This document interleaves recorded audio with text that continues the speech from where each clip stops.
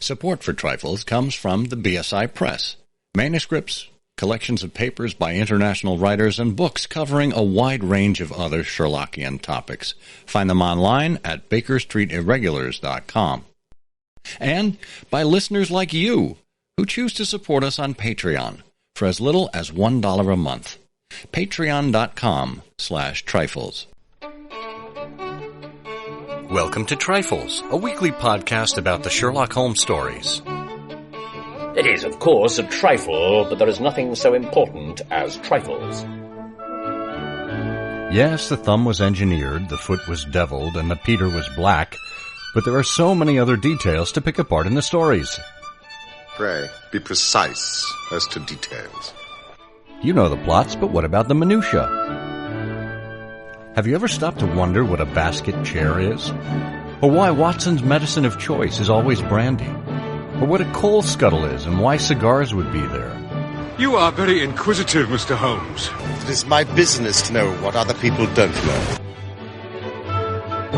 Scott Monty and Burt Wolder will have the answers to these questions and more in Trifles. The game's afoot. Episode 316, The Early Years of Sherlock Holmes. Well, hello and welcome to Trifles, the Sherlock Holmes podcast where we look into some of the minutiae in the Sherlock Holmes stories. I'm Scott Monty. I'm the very small Burt Wolder. Burt, why are you small? I'm just minute, that's why. Oh, the minute of the minutiae, of course. Well, yeah. You are always big in my eyes, Burt. Oh, well, thank you. And in my ears. Yes, turn the volume down and I won't become almost unintelligible. Oh, wait a minute, I'm already unintelligible. That's why we have the levelator.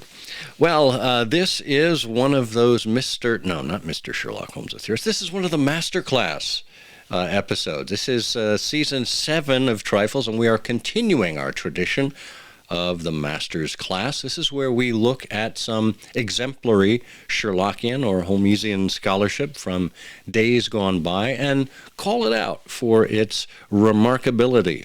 And the way we're doing it this year was an ingenious stroke of brilliance from you, Burt. We are looking at a different scholar each quarter. So we know that master's class scholarship comes in all forms, all shapes, all sizes, but this year we are looking specifically at 4 scholars.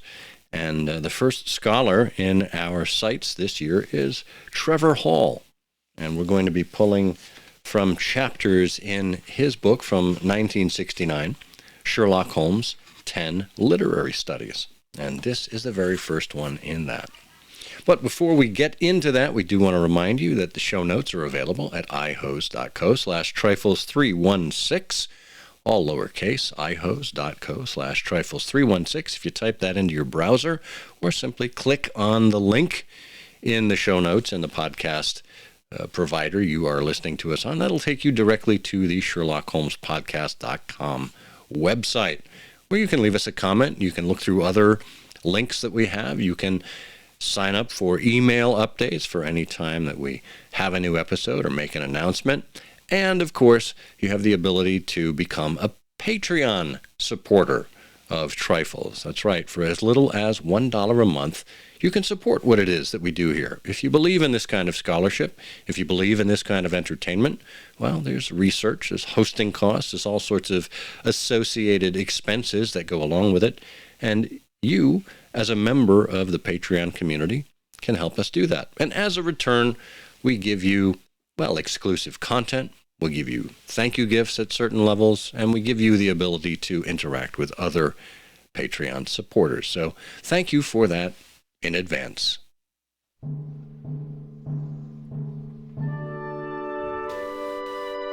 So in this episode of Master's Class, we are looking at a particular chapter called The Early Years of Sherlock Holmes. And Burt, I know, with the advent of young Sherlock Holmes in the 1980s, and I think there was a series related to that, where Guy Henry starred as a young Sherlock Holmes. There's always been an interest. And really, it goes back even further. I mean, think back to 7% Solution, which we'll touch on.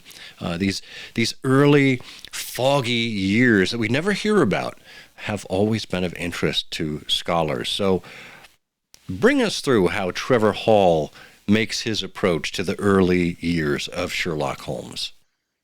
I will do. It's a terrific introduction. I would just like to point out a couple of things to our listeners about these essays and these articles. And as you said, this year we're going to be stepping through 4 authors. We can tell you that we're going to be doing Trevor Hall, obviously, in the next 3 months on the third Thursday of every month. And then we're going to be doing Edgar Smith, and followed by Edgar, Michael Harrison, and last Christopher Morley. So it's going to be a good series. As you listen to these essays, there's a couple of things you might want to think about to deepen your enjoyment of them. Essays like these articles, this Sherlock Holmes writing, always has a central idea. Authors have different ways of getting the reader into the idea, of overcoming skepticism, perhaps. So you might think about how the writer is doing that. Second thing is authors always have a way of bringing the reader along, helping them understand and buy into the argument. And you might ask yourself, what's going on here that's helping me do this? And then last, enjoy these distinct voices. We've selected these 4, starting with Trevor Hall, because each is really in a different style, and I think there's a lot to appreciate. And finally, ask yourself, gee, if I had to write this, how would I do it? Do I agree or do I disagree? Am I engaged? Am I convinced by this essay? So onward to Trevor Hall. Like all 4 of these people, Hall was an interesting character. He was born in 1910, died in 1991. Born in Wakefield, England, he was a major in the British Army in World War II. He was a chartered surveyor, and a chartered surveyor assesses properties for defects, for future issues, for problems. In the United States, we tend to talk about this in the context of building inspectors. And here, the surveyors really just measure property lines, but a chartered surveyor in England is more than that. And the interesting point, the reason I bring this up, is that he was expert in investigating properties. And it's a good thing to keep in mind. He was both a student of parapsychology. He studied at Cambridge when he was no longer a young man, I think in his 30s or 40s, parapsychology, and he was a magician. He collected magic books. He was a member of the Magic Circle, which is the British organization for the magical community, the biggest magic society perhaps in the world. And he had been a member of the Society for Psychical Research and became a skeptic of the paranormal. And like Houdini, he caught many mediums in fraud. And in 1962, he wrote a book called The Spiritualists, which was an expose of fraud, which ruffled a lot of feathers in the parapsychological community. He wrote 3 books on Sherlock Holmes, and this particular collection, 10 Literary Studies from 1969, is the first. So we're looking at the essay in that book of the early years of Sherlock Holmes. And he begins right away. He says, Gavin Brand observed, history has little to tell us. Watson was too absorbed in the sensational cases that they worked on to have any time left to investigate Holmes' early days. So, we can just only guess about some of this. And then Hall goes into the examples of the early biographers. He sort of touches on each one of them and says, well, one of these people in the past opined that the world's greatest detective was a second son of Sir Stately Holmes of Carshalton in Surrey. Now, if you wish to be skeptical about the existence of Sir Stately Holmes, spelled Stateleigh, I would think you're probably correct. Oh, well, wait a minute. That's more convincing. I thought it was spelled like Stately. If it's Igley, yeah, that's believable, sure. Yeah, perfectly believe. Yes, so stately Holmes. Yes, now, very politely, Hall says, lack of evidence apart, this latter suggestion clearly becomes improbable when we consider that the same writer who opined this has assumptions that Sherlock's elder brother Mycroft succeeded to his father's title, and that Holmes's chronicler became Lord Watson of Staines. Yeah. Well, so past the humor here, he ends this sort of review by saying, as Sir Sidney Roberts wrote of such unsupported speculations, they tend to obscure the more pressing problems of Holmesian scholarship. And all these examples, I think, says Hall, they cancel each other out. So he says, let's adopt Holmes' method and approach the problem with an absolutely blank mind, which is always an advantage. Well, it is, and I think that's what I bring to this, Bert, a blank mind. And I think when we consider Holmes's childhood, and you consider it from Watson's perspective, well, Watson didn't know until we were into the memoirs. At least that's when he made it apparent to the public. Watson didn't even know that Sherlock Holmes had a brother, let alone anything about his childhood. So it shouldn't be that great of a surprise that a good scholar, asks us to take on this same kind of tabula rasa as Watson. Yeah, absolutely. So when we do that, as Hall begins to lay out his argument here, he says, the first thing we can be certain about when it comes to Sherlock Holmes is he wasn't a Londoner by birth. And of course, he quotes Holmes telling Watson, when I first came up to London, I had rooms in Montague Street, just round the corner from the British Museum. So, that's fairly conclusive. London apart, Hall wonders, was Holmes a townsman at all by birth or upbringing, or was he born and bred in the country? Well, Hall looks back over some of the cases and says, Holmes was entirely at home at Donnithorpe, which was the Trevors' country house in Norfolk. And this, of course, dates from the Gloria Scott. And he quotes what Holmes told Watson. Holmes says, there was excellent wild duck shooting in the fens, good fishing, a small but select library. It would be a fastidious man who could not put in a pleasant month there. So Holmes was clearly at home in a country house. And Holmes was equally at ease in Colonel Hayter's gun room at Reigate and the Reigate Squires, and he was at home with Reginald Musgrave. So, Holmes does appear to be a countryman. He's realistically familiar with the horrors of a country inn in another case.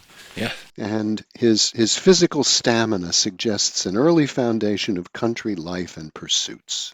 Yeah, I like that, because if Holmes were in fact raised in the city, I don't think he would have had the same kind of appreciation or appreciation for or knowledge of these areas in the country. And as Hall says, his physical acumen, his physical stamina, well, this is part of being an outdoorsman, and he brought that with him to the city versus, being raised and sequestered in the city. He might not have had quite as much physical stamina.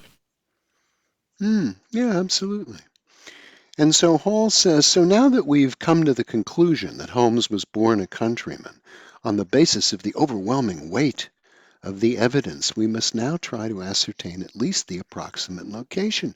And what occurs to Hall is the reference in the case where we have Big Bob Ferguson, the finest three-quarter Richmond ever had, the fellow who in the days gone by, had been in a sporting match with Watson. And when they talk about the address they're going to, Holmes says, where is Lamberley, Watson? And Watson says, it's in Sussex, south of Horsham. And Horsham is a name that keeps cropping up occasionally in the canon. You know, you'll remember, I think it's in Sign of Four, when the elder Openshaw wants to do his will, he sends for Fordham, the Horsham lawyer. And Holmes says, I know that country. Oh no, Watson says, I know that country. It's full of old houses which are named after the men who built them centuries ago. Precisely, said Holmes coldly. Hmm. And at first sight, Holmes' ignorance of the villages around Horsham seems puzzling, but actually, says Hall, it's a most helpful piece of evidence because it proves Holmes was not familiar with the whole of Sussex. Horsham is in West Sussex, so it follows that it was East Sussex that Holmes knew so well. And this, says Hall, becomes a certainty when we remember that that's where Holmes retired, to East Sussex, to his little Sussex home. And so that's clearly, says Holmes, yeah. I think that's a wonderful observation of human nature, that how many people, when they do move away from their place of birth, find themselves in their retiring years and their declining years returning to that place of birth. There's a sense of familiarity, a sense of a circle closing. So it wouldn't seem all that out of place for Holmes to seek out the East Sussex area. And as you mentioned there, it's a certainty, but there's a most puzzling comment by Mr. Michael Harrison. And I like this because it ties in one of the future scholars that we're going to look at in this series. In his admirable book, Hall writes, Mr. Harrison has suggested that it would be useless to try to identify the, quote, long, low, heavily gabled house of von Bork, the German master spy unmasked by Holmes in August of 1914, but that it was fairly near the house to which Holmes had retired to keep and write upon bees is fairly certain. Yes, and then he goes on to say, well, what do you mean that it's difficult to find the location of that house? To get to von Bork's house, Watson met Holmes at Harwich, and the lights of Harwich were visible from the terrace. Well, Harwich, says Hall, lies at the mouths of the rivers Stour and Orwell, and its light can be seen from Essex and Suffolk, but hardly from the Sussex coast. And he then quotes Holmes about the situation of his villa, where Holmes says, it's upon the southern slope of the downs, commanding a great view of the channel. So, says Hall, Sherlock Holmes' country therefore lays somewhere between Eastbourne and Brighton, where the South Downs adjoin the sea, and it was to his boyhood haunts that Holmes returned on retirement. Well, perfect. And then we get into two passages in the canon which seem to suggest that Holmes had no affection whatever for that soothing life of nature, and what conclusions we might be able to draw from them, which is really very interesting. And we'll do that right after this quick word from our sponsor.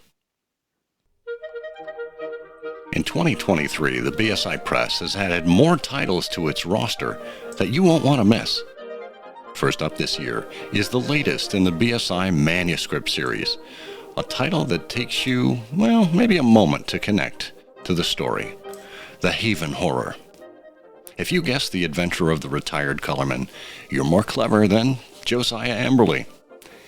This manuscript, once owned by Dame Jean Conan Doyle and bequeathed to the British Museum, is a very clean one, coming as it did at the conclusion of the canon. But the essays that accompany it are wonderfully informative. Dan Andriaco looks at prostheses in the canon. The BSI's resident toxicologist Marina Stayich brings us into the realm of poisons. And our own Bert Wolder tells about the life of the artist Frank Wiles. These and more are colorful, just as colorful as the original story that acted as a metaphor and reality, and it treats the reader to a kaleidoscope of shades and hues that will provide hours of reading pleasure. Be sure to get your copy of The Haven Horror before it's sold out at BakerStreetIrregulars.com today.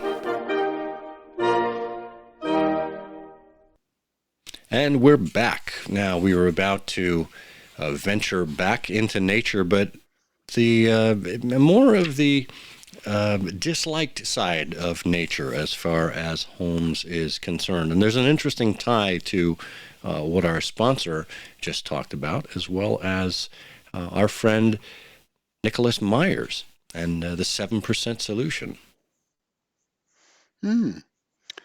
Yes.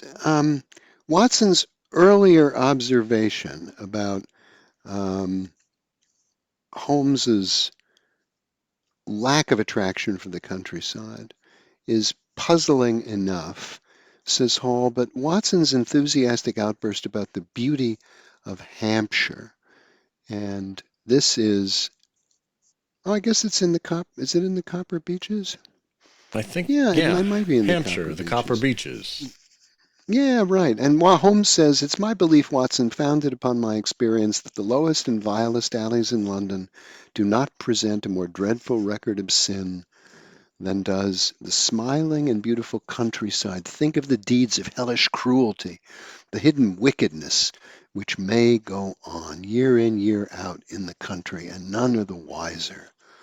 And this is, ties to what you mentioned about the 7% solution and Nick Meyer and other observations, because what's going on here is not necessarily that Holmes is not attracted to the countryside, but it's this vein of deep suspicion about the resident evil in the countryside that comes out in Holmes' remark. And Hall says this can only be accounted for by some traumatic experience in Holmes's youth.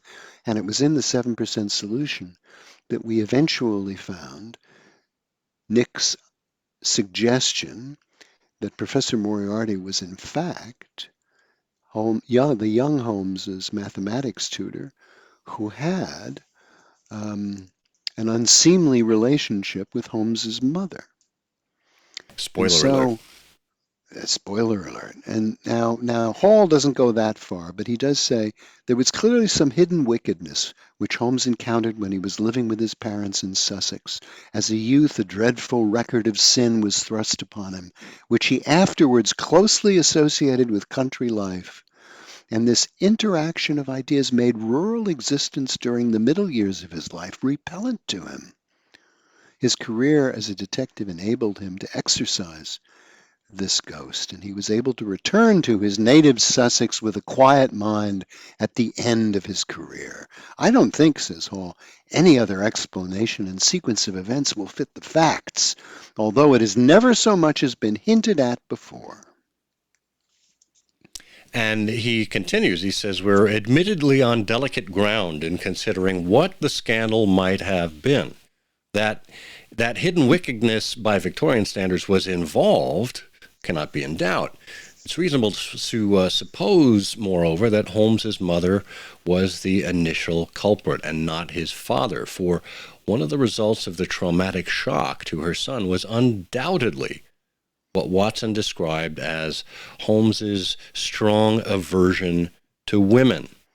And he goes on to mention Irina Adler, her intelligence, but that Holmes did not feel any emotion akin to love for her.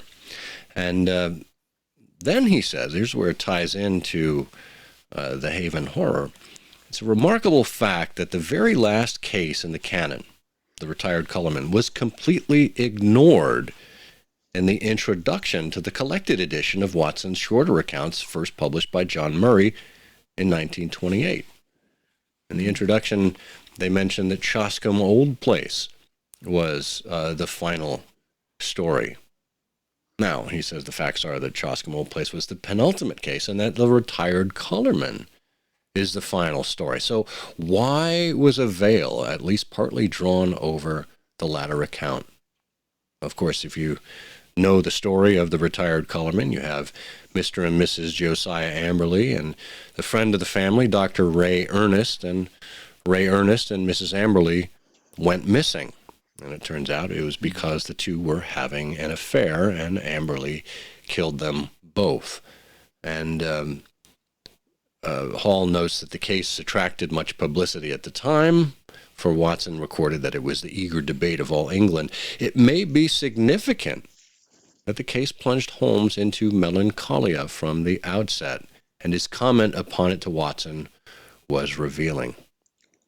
But it is not all life pathetic and futile.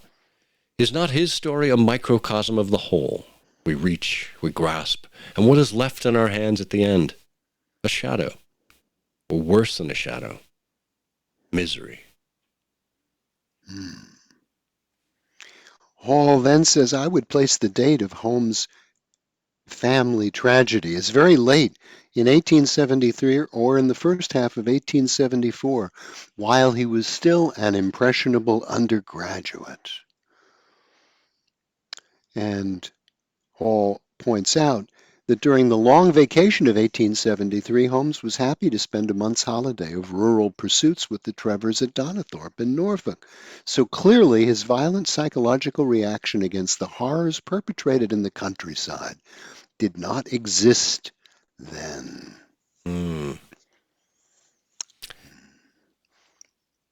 Absolutely fascinating. Yeah. Well, we're sort of on the home stretch here. Hall then takes us over to Holmes's skill and talent as a boxer and other things that aren't really central to his argument, and then says, based on all of this evidence that we've looked at, Holmes' preference for being in London, his peculiar habits, his focus on analytical chemistry, some of these other things, the evidence is overwhelming that Holmes would normally have chosen a career as an analytical chemist, yet decided instead for a compelling reason to become a specialist in crime.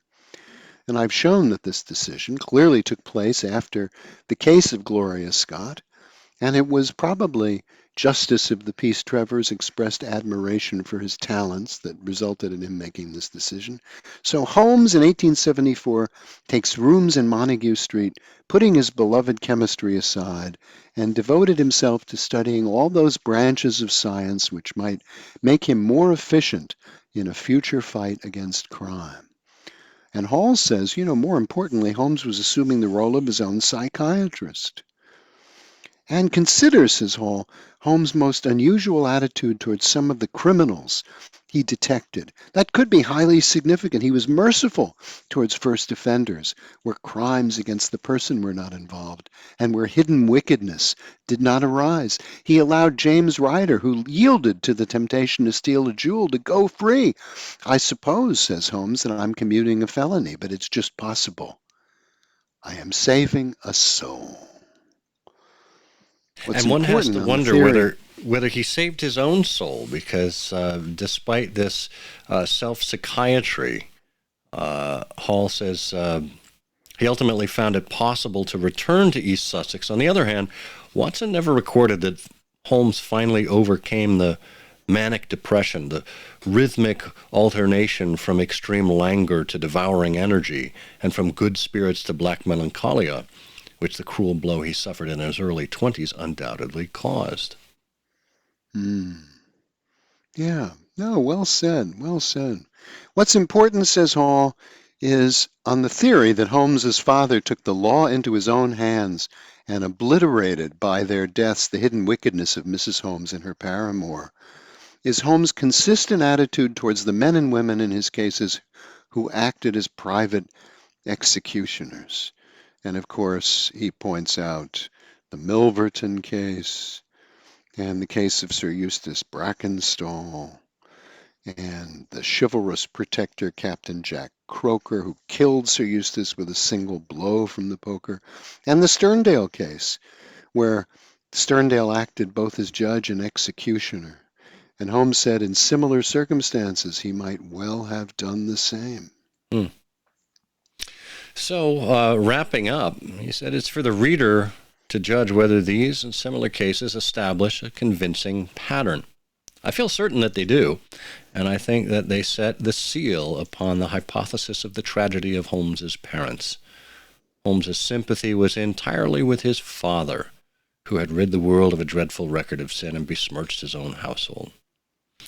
So, What do you think, Bert? Has Hall convinced you that this is, in fact, the trajectory of the early years of Sherlock Holmes? Yeah, yes, I think there's just an enormous amount of content. It's a great way to start the master's class in this particular year. When you think about how he brought the reader along and his style and the beautiful writing here. I think for the most part, I remained engaged throughout, and I think he did a masterful and innovative, it really was an innovative paper for its time. And such an interesting thing to come from the pen of a magician and a chartered surveyor. Who would have thought it? Well, it's, I guess you could call it a literary sleight of hand. And that is just a trifle. It is, of course, a trifle, but there is nothing so important as trifles. Please join us again next week for another installment of Trifles. Show notes are available on SherlockHolmesPodcast.com. Please subscribe to us on Apple Podcasts and be sure to check out our longer show, I Hear of Sherlock Everywhere, where we interview notable Sherlockians and share news of the Sherlockian world. You've taken my breath away, Mr. Holmes. Well, it doesn't make the scenery any less admirable, does it? You look at these scattered houses and you are impressed by their beauty. I look at them, and the only thought which comes to me is a feeling of their isolation and of the impunity with which crime may be committed there. Good heavens. Who would associate crime with these dear old homesteads? They always fill me with a certain horror. It is my belief, Watson, founded upon my experience, that the lowest and vilest alleys in London do not present a more dreadful record of sin than does the smiling and beautiful countryside. Had this young lady who appeals for us for help gone to live in Winchester, I should never have had a fear for her. It is the 5 miles of country which makes the danger.